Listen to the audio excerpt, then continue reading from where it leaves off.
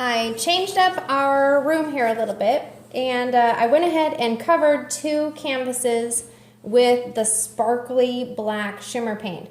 So I have an idea that I want to try 2 different ways to make this picture that my cousin sent me. And I'm looking at this paint and I see that it's actually more kind of like a pink color. I don't know how I feel about that. Okay, so here's my idea. I thought I would do some direct pouring, and I'm going to try kind of making some rings here. And I've got the gold. Let's see, that's cream. We don't want that. So I've put some of that shimmer red, and I hope it dries a little darker. I did the orange, and I did the gold. Okay, and then I'm going to put some black in the middle of all that. And I'm going to put a little bit more black, so I want to push that ring out. I think I probably should have put some more of the colors out there. Okay, so let's spread this out in a circle. And the reason I think I should have put more color rings is because you can see they pretty much disappeared already. But it's all in good fun. Oh, thank you, Spunky.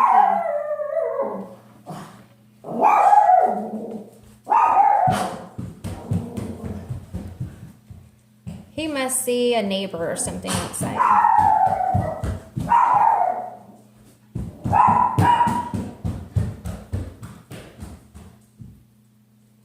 Okay, so I'm trying to make this round. And I'm getting the idea that this is not really the best way to have gone about getting that ring effect. So I'm just going to try to go right over the edge of the gold with my black paint. And once I start seeing that look distorted, I'm not going to do that anymore. So let's keep going around and see if I can bump over this edge. See what happens here. I'm trying to keep it so that you can see, and this is a lot better lighting. I hope you can see some of the shimmer. So the background has that green shimmer mixed in with the black, and on the inside is the really pretty blue, kind of like a bluish purple mixed in with the black. And this is what I wanted to have happen. Where the black went over the gold, I'm getting some really nice cell structures. Mom. Okay, so I like these little gold dots that are coming up. I even see some orange peeking through, but let's try something else. So let's do some color mixing in this cup. This cup is a little bit flexible, not much, but a little bit. And what I'm going to try to do is what I would call a ribbon pour. Okay, and a ribbon pour basically means you're going to pour it out and all the colors are going to come out like a ribbon. All right, and so I'm hoping that this will make kind of like a very stripy line. Okay, I didn't mix up very much of this paint, so it'll be interesting to see what does happen. Okay, I feel like I've got a lot of gold. Add a little bit more orange. And okay, so I'm kind of keeping all the colors on one side. And then I'm going to kind of tilt this, and I'm going to pour it.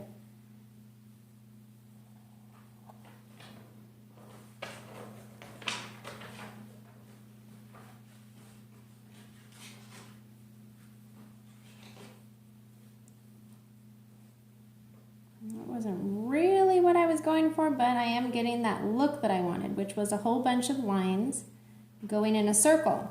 Okay, so I don't hate that, which in paint pouring is a good thing. Okay, so if you hate what you're doing, well, that's just kind of part of the process.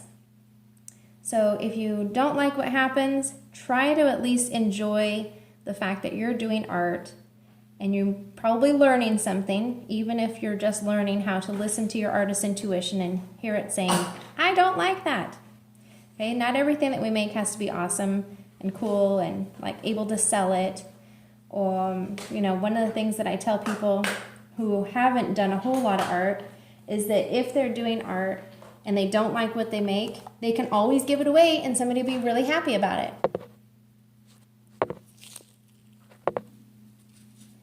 Okay, I've got kind of a little bit out of my circle here, so I'm going to try using my palette knife to just kind of bump this back in.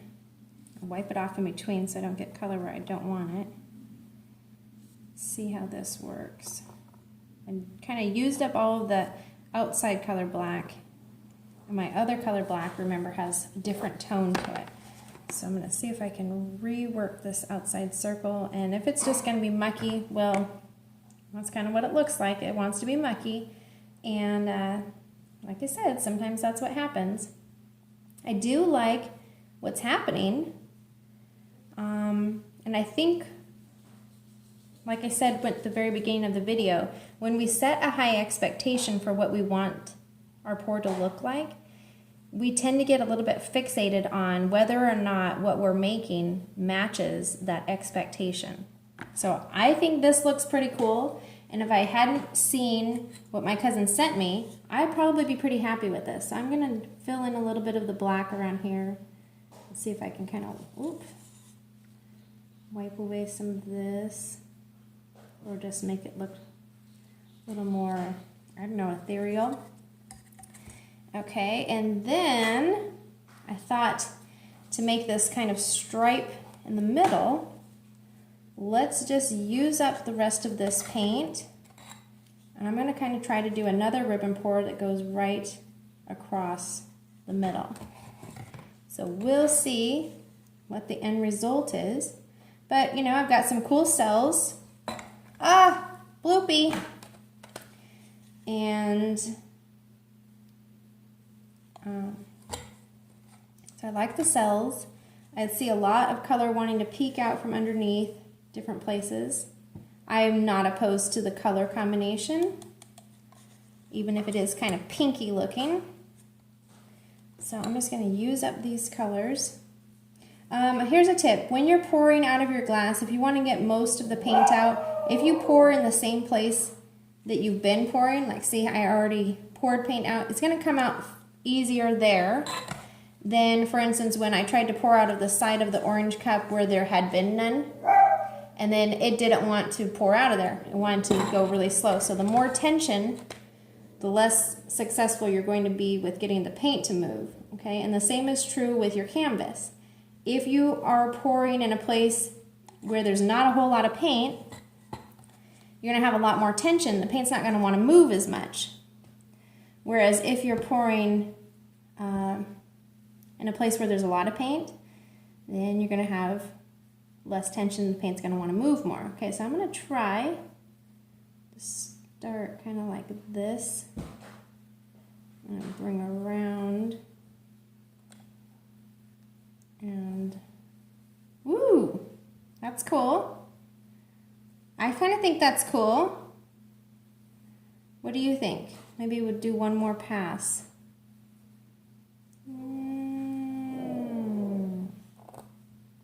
I like sound effects when I'm making art, do you? One of the ladies that I do some senior art classes with, I can always tell when she's getting into what she's doing because she starts to hum. And that's a good sign. When you're singing while you're making, that is a good sign. Okay, so move this around a little bit just to kind of spread it out. And then I've got an idea for how to kind of make the middle more rounded. And here's another tip. If you have paint that is inconsistent in texture, that's going to create that tension. It's going to make places where your paint's not going to want to flow around. So if you're having trouble, like for instance, this black over here isn't wanting to move, if I had some more of that color black, I'd probably put some there because I can see that, like, I can see my canvas, and whenever the paint gets over there, it doesn't want to go where I want it to. Okay, so my nice tight line kind of went wonky, and that's cool with me, because I let go of my expectation, And I'm just going to be happy with whatever turns out here. One of the hard things about doing the tilting is that if you're not paying attention to the whole canvas, you'll be thinking, oh wow, this area over here looks awesome, and you kind of forget all about this other paint also moving at the same time. Okay, so my idea was put some more black paint here, and that's going to self-level itself because it's got the Floetrol added to it, and hopefully it'll bump everything out in more of a concentric circle. But you know me, I can't just leave well enough alone, so I'm just going to kind of see what I can do here. And sorry for the startling dog.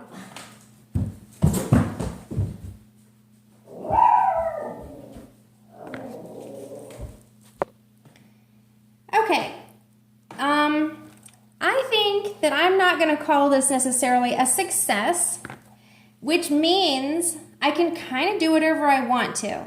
So I really like this area down here. I'm not saying it's a total loss. I'm just saying that as far as my idea went, it's not really what I want it to look like. And so I, like I said, have already let go of my expectation about what it should look like. And now I'm just going to have some fun, and I'm going to go ahead and just pour this stuff right off the canvas.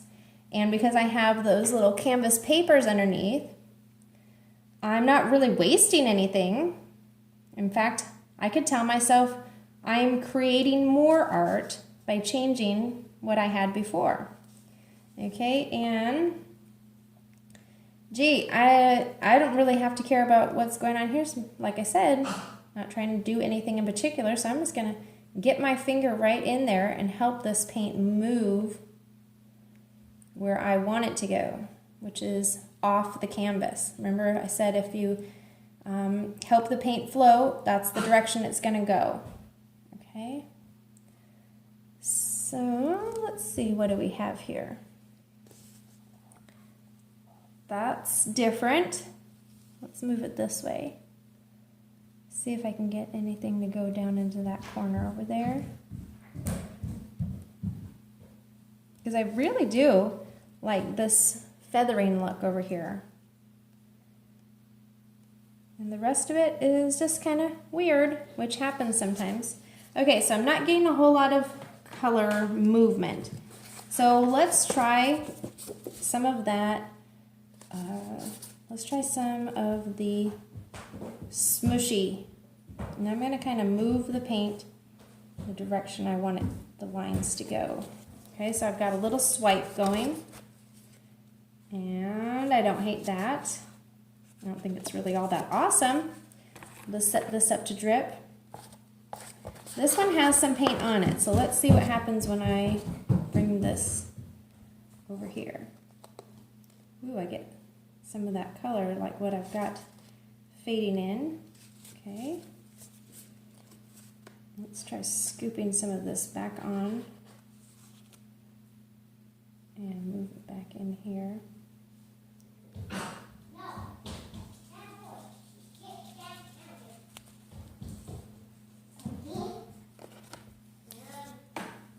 Let's see if any of this will continue to move off. I don't know. I think this one's just going to be kind of like whatever it is. And what it is to me is not really that cool. And that's okay. I'm cool with that. So let's try something else. Okay, so let's try a little swiping with one of these paint chips. Okay, so I'm going to try bringing this in through here. Let's see what happens there. Let's try adding a couple drops and see what those do. It's definitely interesting. Okay, so if I can, I'm going to try to aim those drops in clusters that are not really looking like they're terribly planned, and also may coincidentally cover up some places that I don't really care for. Let's try to get one there. Let's try to get one here, and Since I've got some black on there, dab it. And now I'm gonna walk away from this canvas, okay? So like I said, sometimes you just don't get what you expected.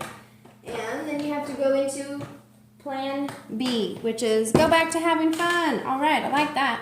Okay, here's my other idea I had. Let's see. I thought it would be fun to do a swipe. So this is what I was gonna do the first time when we got really fun and took our clean pour and turned it into our end result, basically. So I'm going to take some paint and spread it out there. And it really doesn't matter how this goes on as far as I can tell.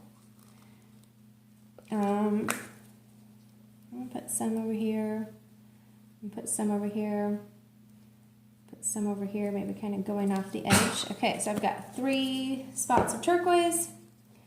Now I'm going to choose a side to swipe from. And I guess I'll put the bluish black color here. Okay, and I'm going to move it towards the direction of my swipe as I empty the cup. And then before it all runs off the back edge, I've got a piece of plastic, came with my canvas. And I'm going to use this to pull that black paint that I just put on there across the canvas. Okay, you could use a piece of paper, you could use a paper towel roll, which I happen to have. Okay, but I like this because I can see what's happening, and I love swipes because I always get these surprise pops of color, and also because wherever that piece of plastic goes towards, I know I'm going to get some cool paint to be able to play with. So you can't see it, but it's underneath here.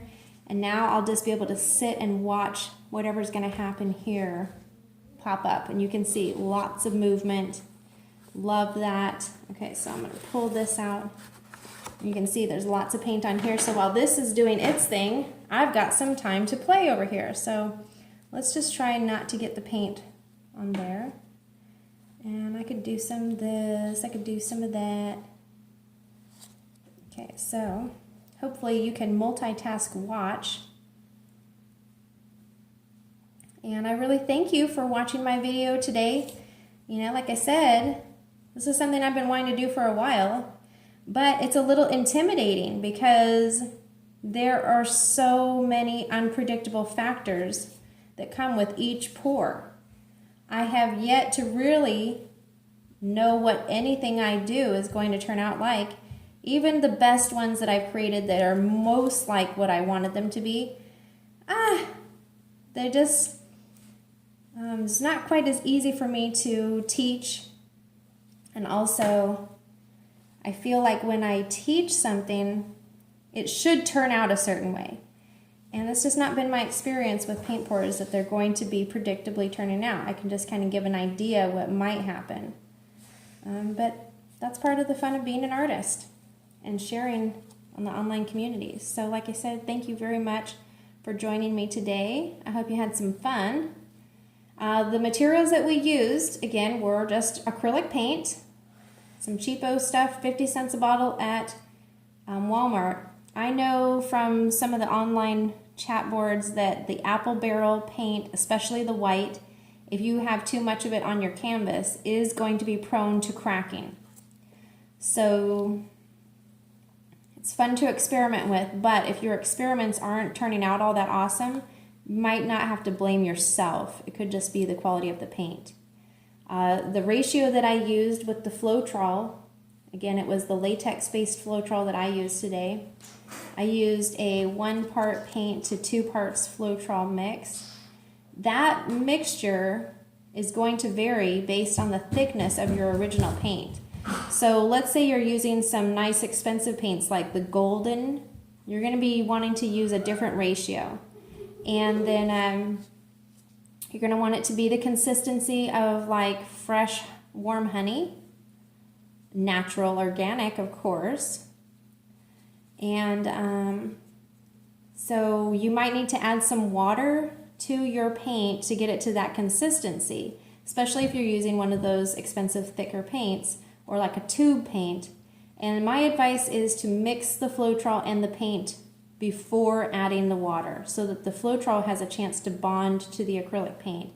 And Floetrol, in case you didn't know, is just a paint leveler. It's like what you might add to your house paint if you didn't want to have streaks on your walls while you were painting. So I've got something cool there. Something I don't hate here.